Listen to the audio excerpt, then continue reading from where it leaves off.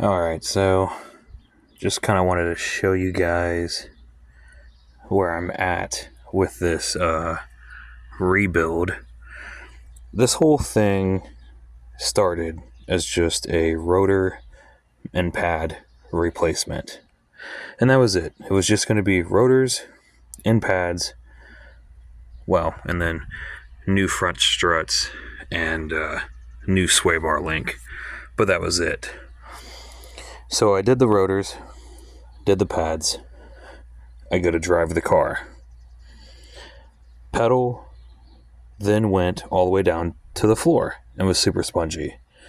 And the brakes were completely terrible. And it felt like it had air in the system. Somehow, I don't know, something happened to where when I compressed the piston back into the caliper, I don't know if that somehow introduced air into the system or whatever it may be. But long story short, the brakes were terrible. So I thought to myself, okay, no big deal. We'll just re-bleed the system. See where that gets us. So I go to re-bleed the system, right? Bleeder valve snaps in half, and snaps in half.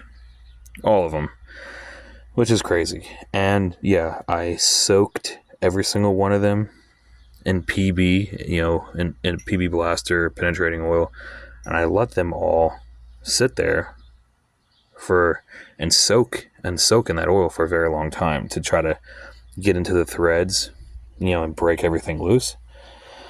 But apparently that just was not enough, and they just broke right off, unfortunately.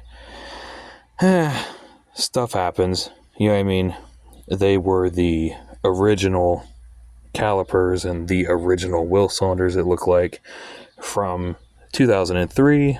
So there's really not really a lot that I could have really done in that situation.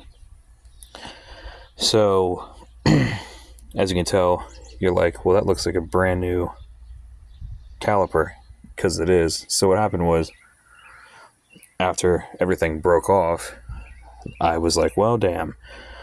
Now I'm going to have to get 2 new front calipers, new brake calipers, just so I can end up getting a brand new bleeder screw so that I can even bleed the brakes at this point.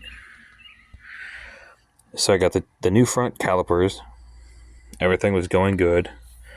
So then I went to go to the back, because the back has drum brakes, so it's a wheel cylinder.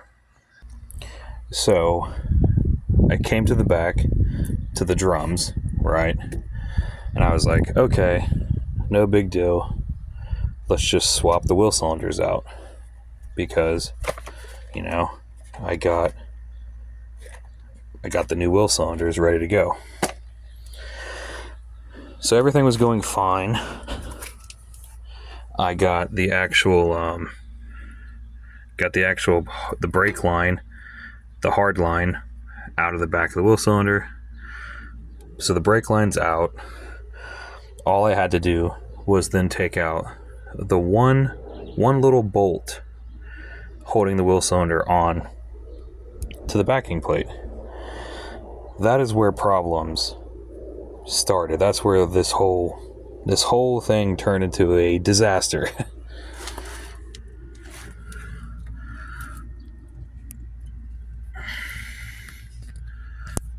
Let me turn this flashlight on. I don't know if you guys are going to be able to see it or not, but on the back of that wheel cylinder, there's a bolt.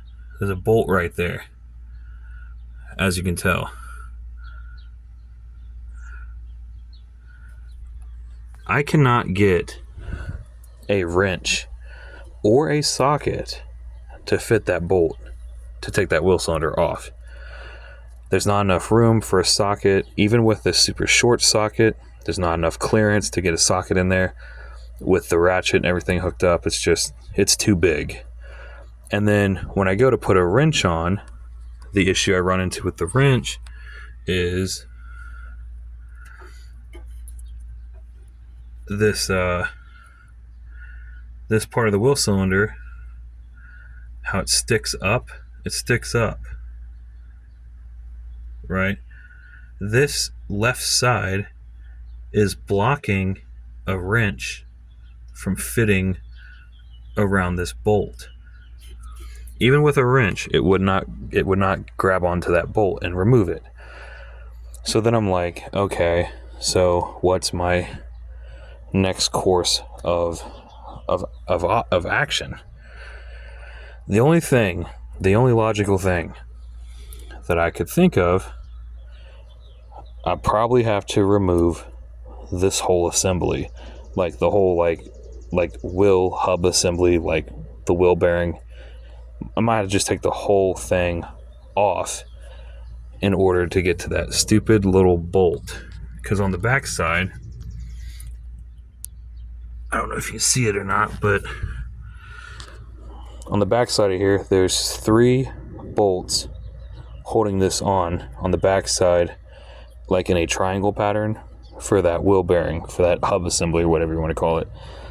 I just find it really hard to believe that they would expect you to remove the entire wheel bearing just to replace a simple like $10 wheel cylinder. And all of this just to be able to re-bleed my brakes. I just find it kind of insane.